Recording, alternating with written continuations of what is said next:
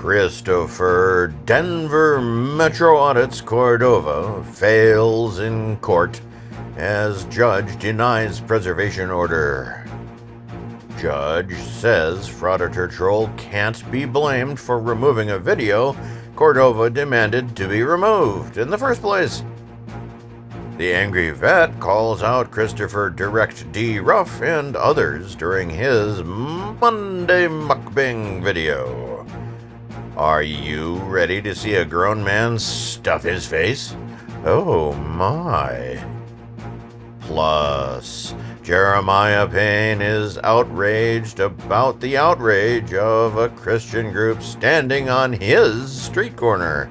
Says he's going to file a lawsuit about it. Can he prevail in court over lack of arrests of the group by Nashville police? I'm your humble news reader, Pants. You're about to be just as confused as I am by another obscure reference by the guy who writes these blurbs. Will you be up and away into the glory that is the Bartman? Or will you sink to the uncharted depths of auditing insanity?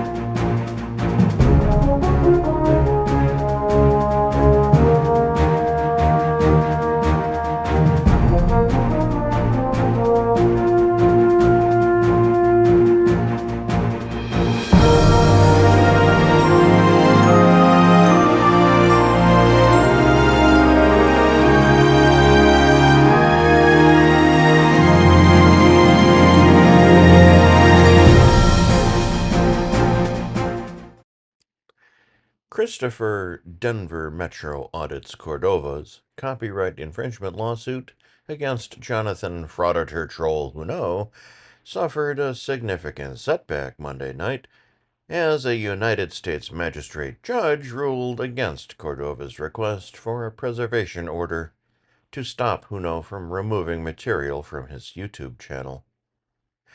In a 3-page ruling, United States Magistrate Judge Virginia K. DiMarchi disagreed with Cordova's assertions Monday night.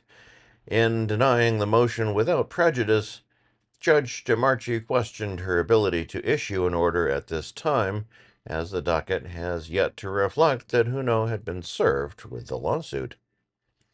Judge DiMarchi wrote, "With respect to Mr. Huneau, Mr. Cordova argues that a preservation order is necessary because Mr. Huneau has deleted more than 1,700 videos, including the infringing video, since filing the lawsuit.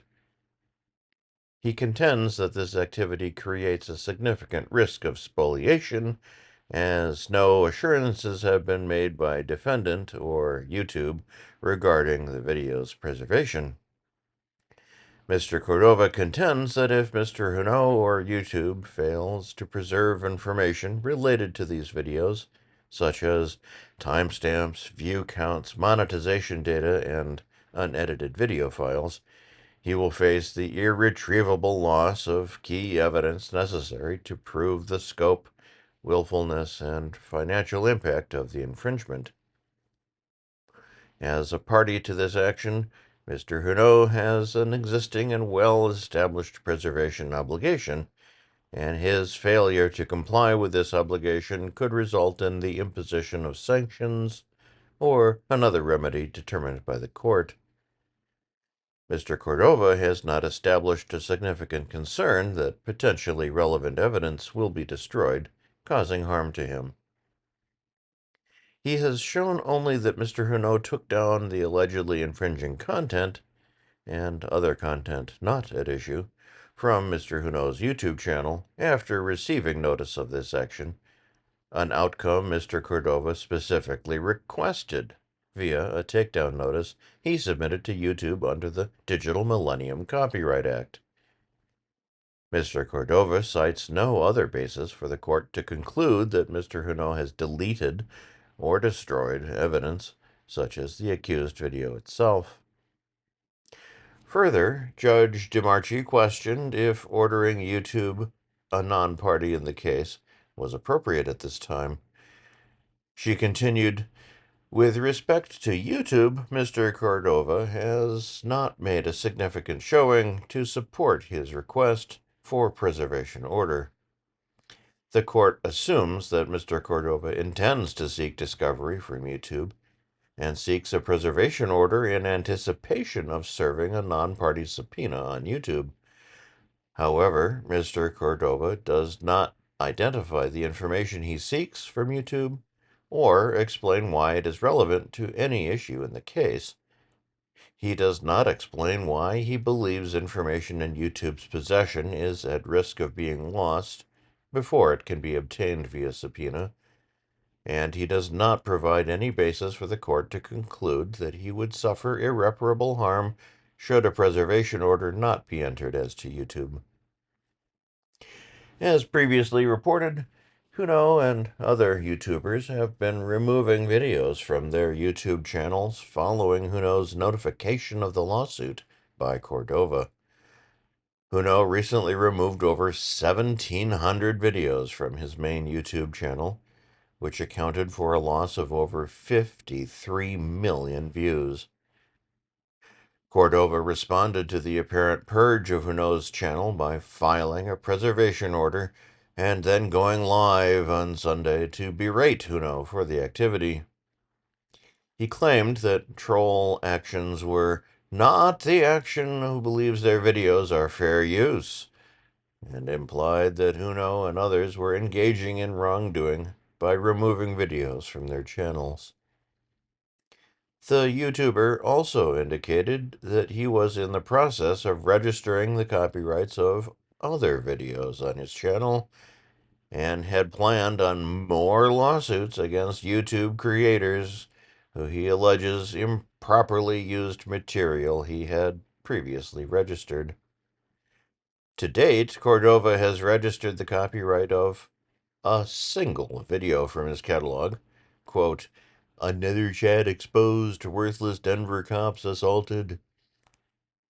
After the registration process completed, he filed suit against Huno and recently filed a John Doe suit against the owner of a Destination to Truth YouTube channel. Judge DiMarchi's orders preserve Cordova's right to refile the ex parte application at a later date.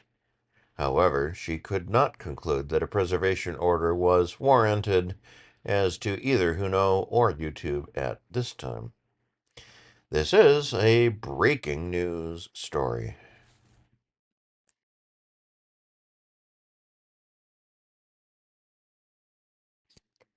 In his now weekly outrage video, Jeremiah Payne raged at the world on Monday over a group of Christians holding up signs and imploring passing vehicles to accept their religion on a street corner in Nashville, Tennessee, where Payne had been previously cited for holding an anti-police protest. The 5-minute video saw Payne complain bitterly that he had received a $400 ticket for previously protesting on the same corner as the Christian group.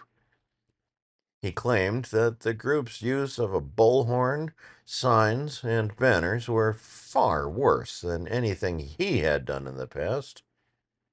He then cut the video to show that police vehicles were in the area and that they had apparently ignored the group's actions at the busy intersection in what appeared to be a bank parking lot.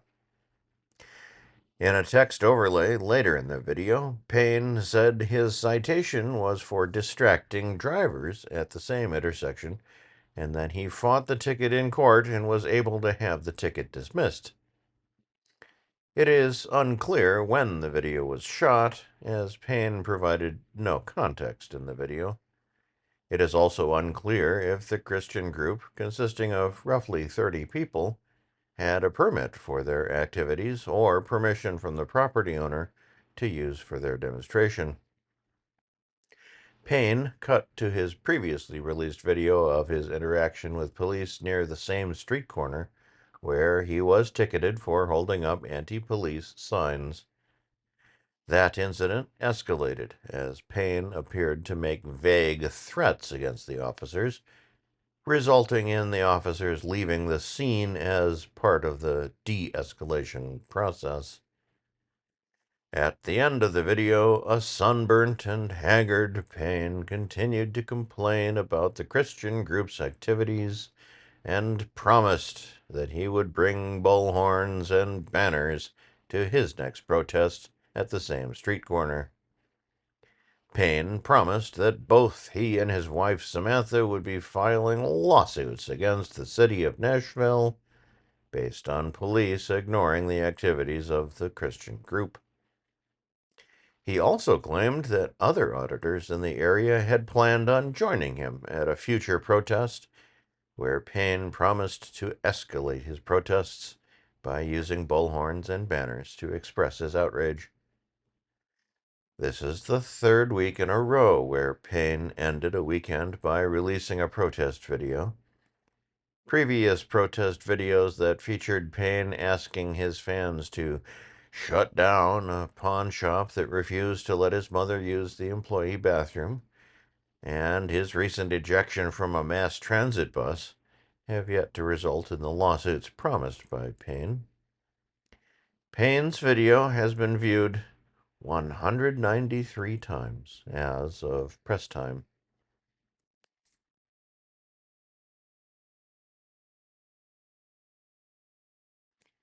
YouTuber Kevin the Angry Vet Soper and Baltimore County Observer filmed their latest mukbang early Monday afternoon from a Maryland area McDonald's, featuring both men eating combo meals while discussing the news of the day. Soper ate what he claimed to be a quarter-pounder deluxe meal, while BCO claimed to be eating a filet-o-fish meal. Soper sucked the remaining ketchup from a ketchup packet on camera, claiming it was outrageous behavior that his fans would be disgusted at, before wading into current events. Soper wondered aloud where Christopher Direct D. Ruff had been and why he was no longer slandering the Servicemen and Citizens for American Rights Society, or SCARS. BCO chuckled at the mention, adding, "I wonder why. It's almost as if something shut him up." The purported angry vet called Ruff smarter than the other detractors before eating some fries and sucking on his orange soda while looking directly into the camera. Soper later announced that he wouldn't be doing lives out and about for some time, as he was caring for his elderly father.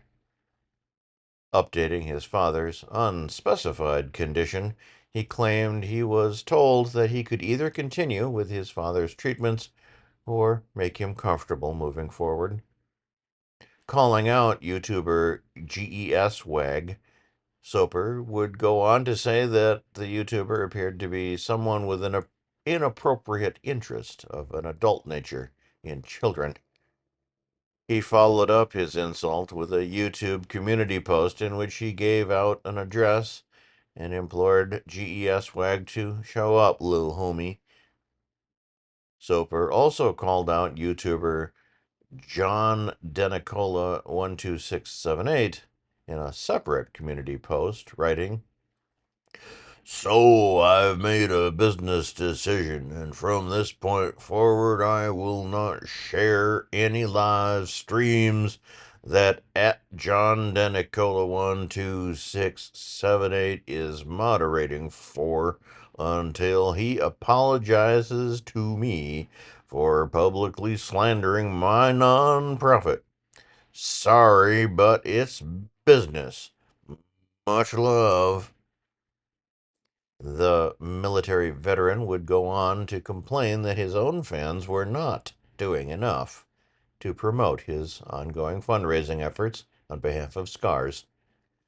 Soper again ignored the organization's ongoing campaign to raise $15,000 by August 15th and to make a donation of hair to the Locks of Love organization. Soper's non-efforts to promote his Scars GoFundMe resulted in no new donations for Monday. The entire market returned to goose egg territory for Tuesday, with no recorded donations to the campaigns we monitor. The YouTuber would later blast McDonald's as not being his favorite place to eat. BCO added that in the area, their choices to eat were limited to either McDonald's or Royal Farms, implying that McDonald's was the better option. Soper ended the live stream by reminding his viewers that he was close to making money off of some of his lawsuits. He said that his fans can earn money from his future lawsuit winnings by purchasing a membership to his YouTube channel, and that the bangers were set to drop on both his and BCO's YouTube channels.